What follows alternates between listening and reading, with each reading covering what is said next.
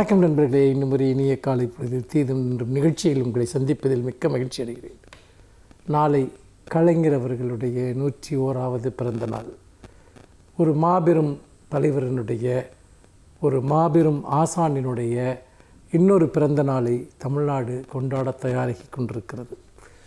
இந்த சூழ்நிலையில் கலைஞர் காட்டிய பாதைகள் அல்லது கலைஞர் மூட்டிய நெருப்பு இன்றைக்கு எப்படி தமிழகத்தில் பற்றி எரிந்து கொண்டிருக்கிறது என்பதை நாம் நினைப்பது மிகவும் பொருத்தமாக இருக்கும். கலைஞர் முன்னெடுத்த போராட்டங்கள் பற்பல. சமூக நீதி, மாநில உரிமை, மொழி உரிமை என்பவை அவற்றில் முதன்மையானவை. அந்த அடிப்படையில் தான் இன்றைக்கு தமிழ்நாடு அரசு, முக்கியமாக திராவிட முன்னேற்றக் கழகம் இன்று ஒரு மாபெரும் போராட்டத்தை நடத்தி கொண்டிருக்கிறது. அது கலைஞர் நடத்திய போராட்டம். கலைஞர் அவர்களுடைய காலத்தில் இருந்ததை விட மாநில உரிமைகள் பல மடங்கு இன்றைக்கு தாக்குதலுக்கு உள்ளாகி இருக்கக்கூடிய ஒரு சூழலில்தான் தமிழ்நாடு முதலமைச்சர் அவர்கள் ஒரு மாபெரும் போராட்டத்தை, மாநில உரிமைகளுக்கான போராட்டத்தை தேசிய அளவில் முன்னெடுத்து வருகிறார். அது உண்மையிலேயே கலைஞர் எதற்காகவெல்லாம் போராடினாரோ அந்த போராட்டம் இன்று பிரம்மாண்டமாகி இருக்கிறது. பல முனைகளில் தமிழகம் தன்னுடைய உரிமைகளை பாதுகாத்து கொள்ள தன் எதிரிகளோடு போராடி கொண்டிருக்கிறது. மிக முக்கியமாக இன்றைக்கு நாம் நடத்தி கொண்டிருக்கக்கூடிய அந்த போராட்டம் என்பது மாநில உரிமைகள் தொடர்பானது.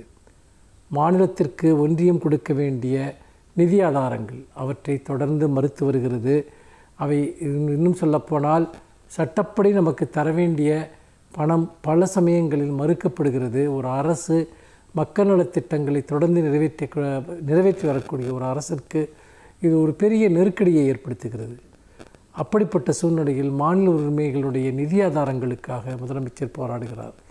இன்னொரு புறம் நீங்கள் பார்த்தீர்கள் என்று சொன்னால், தொகுதி மறுவரை என்ற பெயரில் தமிழ்நாடு உள்ளிட்ட சில மாநிலங்களினுடைய நாடாளுமன்ற உறுப்பினர்களுடைய பிரதிநிதிகளின் எண்ணிக்கை குறைக்கப்படக்கூடிய அபாயம் எழுந்தபோது தமிழ்நாடு அதை எதிர்த்து மிக கடுமையான ஒரு போராட்டத்தை நடத்தியது தேசிய அளவில் எதிரொலித்திருக்கிறது. பல மாநிலங்களும் அந்த போராட்டத்தில் கைகோர்த்து நிற்கின்றன. இன்னொன்று, ஆளுநர்களின் மூலமாக ஒரு அரசை செயல்பட விடாமல் தடுப்பது. மக்களால் தேர்ந்தெடுக்கப்பட்ட பாஜக அரசுகளை பாஜக அல்லாத அரசுகளை செயல்பட விடாமல் தடுப்பது. இதற்கு எதிராக நீதிமன்றத்தில் வாதாடி மிக முக்கியமான தீர்ப்புகளை தமிழ்நாடு அரசு பெற்றிருக்கிறது. கவர்னருடைய இந்த எல்லையற்ற அதிகாரத்திற்கு கடிவாளம் போட்டிருக்கிறது. இன்னொரு புறம், புதிய கல்விக் கொள்கை என்ற பெயரில் சமூக நீதிக்கு எதிராக குலக்கல்வியை கொண்டு வருவதும், இடைநிற்றலை தொடர்ந்து ஊக்குவிக்கக்கூடிய வகையில் தொழிற்கல்வி என்ற பெயரில் குலக்கல்வி முறையை கொண்டு வருகிற இந்த திட்டத்தை புதிய கல்விக் கொள்கையில் தமிழ்நாடு அரசு மிக கடுமையாக அந்த கொள்கையை எதிர்த்து போராடி கொண்டிருக்கிறது. இன்னொரு புறம், புதிய கல்விக் கொள்கையின் மூலமாக செய்யப்படவிருக்கிற அந்த இந்தி திணிப்பு, இந்தியை கட்டாயமாக்குவது, இதையும் கூட மிக கடுமையாக எதிர்க்கிறது. இதையெல்லாம் நீங்கள் தொகுத்து பார்த்தீர்கள் என்று சொன்னால், இது எல்லாவற்றிற்கும் எதிராக கலைஞர் தொடர்ந்து போராடி இருக்கிறார். நுழைவுத் தேர்வுக்கு எதிராக கலைஞர் இடையறாது போராடினார். இன்றைக்கும் நீட் போன்ற விஷயங்களுக்கு எதிராக தமிழ்நாடு முதலமைச்சர் போராடுகிறார். மொழி உரிமை, இன உரிமை, அதேபோல் மாநில உரிமை என கலைஞரின் மூச்சாக இருந்த கொள்கைகளுக்கு இன்று ஒரு மிகப்பெரிய அளவிற்கு அர்ப்பணிப்புள்ள போராட்டத்தை இன்றைக்கு திராவிட முன்னேற்றக் கழக அரசு நடத்தி கொண்டிருக்கிறது. தமிழ்நாடு முதலமைச்சர் அவர்கள் நடத்தி கொண்டிருக்கிறார்.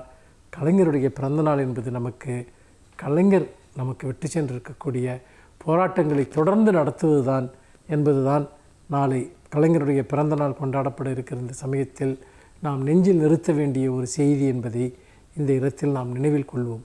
மீண்டும் இன்னும் ஒரு புதிய சிந்தனையோடு உங்களை சந்திக்கிறேன். நன்றி, வணக்கம்.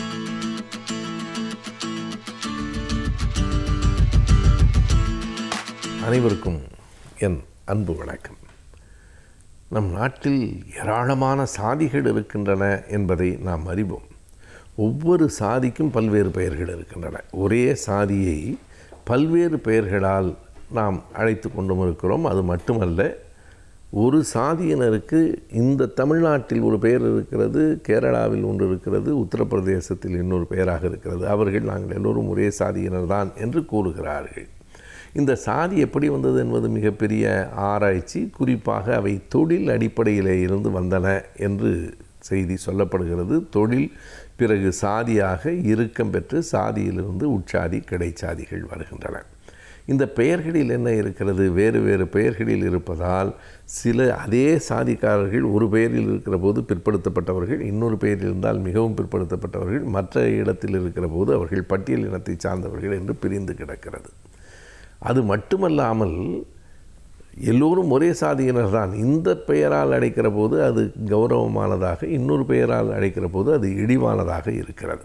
இப்படி நம் நாட்டில் இருக்கிற பல சாதிகளின் பெயர்களை சொல்லலாம். குறிப்பாக ஒன்றிரண்டை சொல்ல வேண்டுமென்றால், முடித்திருத்துகிற அந்த தோழர்களுக்கான பெயர்கள் ஊருக்கு ஊர் காலத்துக்கு காலம் மாறி ஒலித்து கொண்டே இருக்கிறது. அவர்களை நாவிதர்கள் என்று சொல்லுகிறவர்கள் உண்டு. மருத்துவர் என்பதுதான் அவர்களுக்கு உரிய பெயர் என்று அவர்கள் கருதுகிறார்கள், மருத்துவர்கள். ஆனால் மருத்துவர் என்றல்ல, நாவிதர். இன்னமும் சொன்னால் பேச்சு வழக்கில் அவர்களை மேலும் இழிவுபடுத்துகிற மாதிரியான சொற்கள் இருக்கின்றன. பரோனோபகாரி என்று ஒரு பெயர், அதுதான் இப்போது பரிகாரி என்று கிராமத்திலே சொல்லப்படுகிறது. பரிகாரி வந்திருக்கிறான், கவனிக்கணும், பரிகாரி வந்திருக்கிறார் என்று சொல்வதில்லை, பரிகாரி வந்திருக்கிறான் என்று சொல்லுவது. நோக்கர் என்றும் ஒரு பெயர் இருக்கிறது. இந்த துக்க செய்தியை இந்த தோழர்கள்தான் கிராமங்களில் ஒரு கட்டம் வரையில், ஒரு காலம் வரையில் சொல்லி கொண்டிருந்தார்கள். ஓ, நோக்கர் வந்திருக்கிறானா என்று கேட்பது. நோக்கர் வந்திருக்கிறார் என்றால் ஏதோ ஒரு துக்க செய்தி வந்திருக்கிறது என்று பொருள். எனவே பெயர்களில் என்ன இருக்கிறது என்று நாம் கருதி விட்டுவிட முடியாது. இந்த பெயர்களில் மருத்துவர் என்கிற சொல்லுக்கு இருக்கிற ஒரு கௌரவம், நீங்கள் நாவிதர் என்றோ இன்னும் கீழாக பெயர்களை சொல்லுகிற போதோ அவர்களை அது இழிவுபடுத்துகிறது, அவர்களின் சுயமரியாதையை காயப்படுத்துகிறது. ஏன் இப்படி பல பெயர்கள்? அதனால் அரசாங்கம் தருகிற உரிமைகளை கூட சிலர் இழக்க வேண்டியிருக்கிறது. பட்டியல் இனமாக இருந்தால் பெறக்கூடிய உரிமைகளை பிற்படுத்தப்பட்டோராக இருக்கிற போது பெற முடிவதில்லை. இப்படி சாதிகள் பலவாக இருக்கின்றன. ஒவ்வொரு சாதிக்கும் பெயர்கள் பலவாக இருக்கின்றன. இவற்றையெல்லாம் ஒழுங்கு செய்ய வேண்டும். இவற்றை ஒடுக்கப்படுகிற சாதிகள் தான் என்றில்லை, பிற சாதியினர் நிலைமையும் அதுதான். நம்முடைய தமிழ்நாட்டில் கோனார்கள் என்று ஒரு சாதி உண்டு.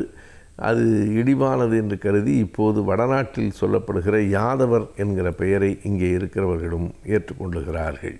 கோனார் என்பது ஒன்றும் இழிவான சொல் அல்ல. கோன் என்றால் அரசன் என்றுதான் பொருள். கோனார் என்றால் அரசர் என்று நாம் சொல்லலாம். அது ஒரு விதத்தில் பெருமையான பெயராகத்தான் கருதப்பட வேண்டும். என்ன காரணமோ பலர் கோனார் என்று தங்களை சொல்லிக்கொள்ள விரும்புவதில்லை. யாதவர் என்பது பொருத்தமான சாதி பட்டம் என்று கருதுகிறார்கள். சாதிகள் மட்டும் பலவாக இல்லை, ஒவ்வொரு சாதியிலும் சாதிக்கான பட்டங்கள் இருக்கின்றன. இந்த பட்டம் இவர்களுக்கு உரியது, அம்பலகாரர் என்பது. அதே போல் ஒவ்வொரு இடத்திலேயும் ஒரு விதமான பட்டங்கள் இருக்கின்றன.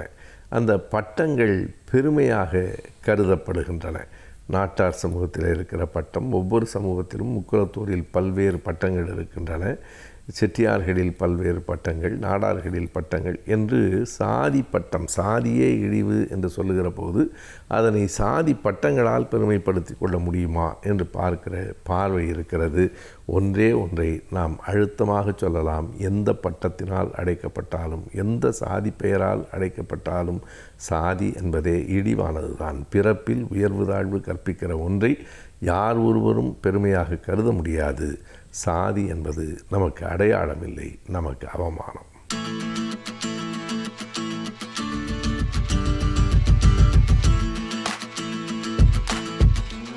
கலைஞர் டிவி நேயர்களுக்கு வணக்கம். இன்றைக்கி நம்ம முதியோர்களுக்கான தடுப்பூசியை பற்றி ஒரு சில நிமிஷம் பேசணும். இப்போது தடுப்பூசினாலே நம்ம எல்லாரும் என்ன நினைக்கிறோம்? குழந்தைகளை பற்றி தான் நினைக்கிறோம். அப்படி நினைக்கிறது ரொம்ப தப்பு. தடுப்பூசிங்கிறது எதுக்கு போடுறது? பாதுகாப்புக்காக, அதாவது ஒரு வியாதி வராமல் இருக்கிறதுக்காக. குழந்தைகள் ரொம்ப முக்கியமான ஒரு விஷயம், எல்லோரும் ஒத்துக்க வேண்டிய விஷயம். அவங்களோட எதிர்ப்பு சக்தி ரொம்ப கம்மி, அதனால தான் தடுப்பூசி போடுறோம். நல்ல விஷயம், வரவேற்க வேண்டிய விஷயம். ஆனால் மக்கள் யோசிக்கணும், ஏன் குழந்தைகளுக்கு மாத்திரம்தான் எதிர்ப்பு சக்தி கம்மியா? ஒரு உதாரணம் சொல்கிறேன். இப்போது கர்ப்பிணிகளுக்கு டெட்னஸ் டாக்சைடு, டிடி, செப்டிக் ஊசி போடுறோம். அது எல்லாருமே போடுவாங்க. எந்த கர்ப்பிணியும் வேண்டாம் சொல்ல மாட்டாங்க. ஆனால் கர்ப்பிணிகளுக்கா டெட்னஸ் வருது? ஏன் போடுறோம்? அது ஒரு 50 வருஷம் பின்னாடி பார்க்கணும். முக்கால்வாசி டாக்டர்களுக்கே இது ஏன்னு தெரியறதில்ல. ஒரு 50 வருஷம் பின்னாடி போய் பார்த்தா அது ஞாபகம் வரும். அந்த காலத்தில் என்ன ஆகும்னா கர்ப்பிணிகளுக்கெல்லாம் டெலிவரி ஹாஸ்பிட்டல்லாம் நடக்காது, அங்கங்கே வயல்லே நடக்கும். அப்போ என்ன ஆகும், இந்த தொப்புள் கொடியாக இருக்கிறதுக்கு அவங்ககிட்ட ஸ்டெரைலாக வந்து ஸ்பெஷலாக பிளேடெல்லாம் வச்சுருக்க மாட்டாங்க. அந்த அருவா கத்தி எதா இருக்கோ அதை வச்சு வெட்டுவாங்க. என்ன ஆகும், டெட்டனஸ் வரும். முக்கியமாக குழந்தை தப்பிக்கிறது ரொம்ப கஷ்டம். சில சமயம் அம்மாவுக்கு ஆபத்தாக முடிகிறதுக்கு வாய்ப்பு இருக்குது. இது வராமல் இருக்கிறதுக்காக தான் இந்த டிடி இன்ஜெக்ஷன், செப்டிக் இன்ஜெக்ஷன் எல்லா கர்ப்பிணிகளுக்கும் போடணுங்கிறது வந்து ஒரு விதிமுறையாக செஞ்சோம். அது போட்டதுலேருந்து பாருங்கள், குழந்தைகளுக்கும் இல்லை அம்மாவுக்கும் இல்லை, இன்ஃபேக்ட் அது எதுக்கு போடுறோங்கிறதே யாருக்கும் தெரியறதில்ல. அந்த அளவு வேலை செய்கிறது. ஆனால் இது எதுக்காக செய்கிறது, வராமல் இருக்கிறதுக்கு. வயசு பொறுத்தது இல்லை, அந்த ரிஸ்க்கை பொறுத்து இருக்குது. யாருக்கு ஆபத்துங்கிறதோ அவங்கள பாதுகாக்கணுங்கிறதுக்காக செய்கிறது. எதுக்காக அவ்வளோ தூரம் சொல்கிறேன்னா, எதிர்ப்பு சக்திங்கிறது வந்து ஒரு சமநிலையில் இருக்கிறது இல்லை. பிறக்கும்போது நம்ம எதிர்ப்பு சக்தி ரொம்ப வீக்காக இருக்குது. ஏன்னா நிறைய கற்றுக்க வேண்டிய விஷயம்.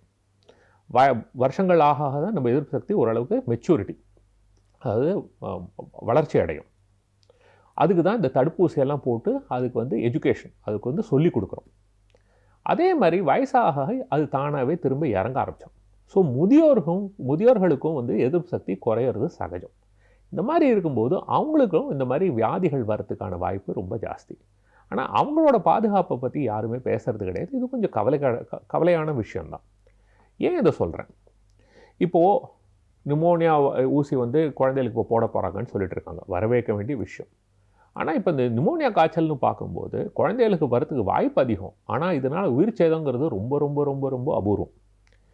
இதே நிமோனியா வந்து 65 வயசுக்கு மேலே இருக்கிறவங்கள பார்த்தா அவங்களுக்கும் வாய்ப்பு ரொம்ப அதிகம். ஆனால் அவங்களில் உயிர் சேதம் ரொம்ப ஜாஸ்தி. அதாவது குழந்தைகளுக்கு வந்ததுன்னா உயிர் சேதம் 1% கம்மி. இதுவே முதியோருக்கு வந்தால் மினிமம் 10% உயிர் சேதம், மினிமம் 10%. என்ன தான் ஆன்டிபயோட்டிக் கொடுத்து, என்ன தான் ஐசியூவில் வச்சு, என்ன தான் 5 ஸ்டார் ஹாஸ்பிட்டலில் பார்த்தாலும் மினிமம் குறைஞ்சது 10% மக்களுக்கு இது உயிருக்கு ஆபத்தாக முடியும். அப்போ அவங்கள பாதுகாக்கிறது நம்மளோட கடமை இல்லையா?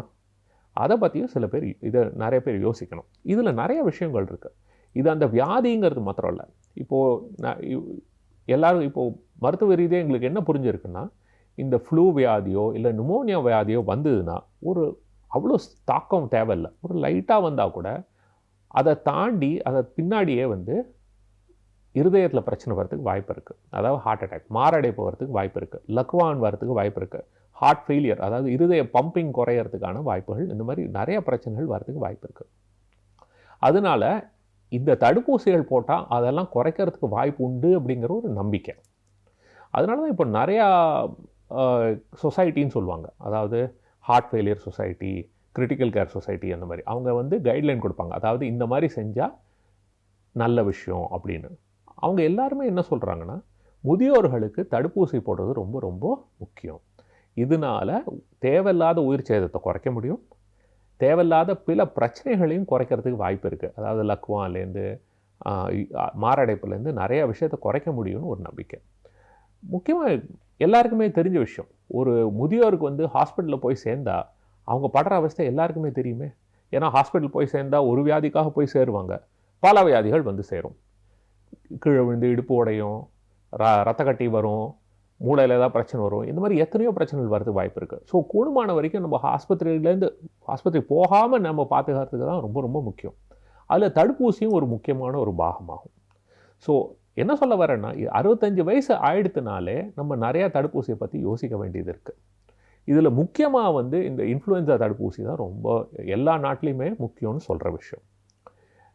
ரெண்டாவது வந்து இந்த நிமோனியா ஊசி. இந்த நிமோனியா ஊசி வாழ்க்கையில் ஒரு தடவை தான், அது ரொம்ப ஈஸி.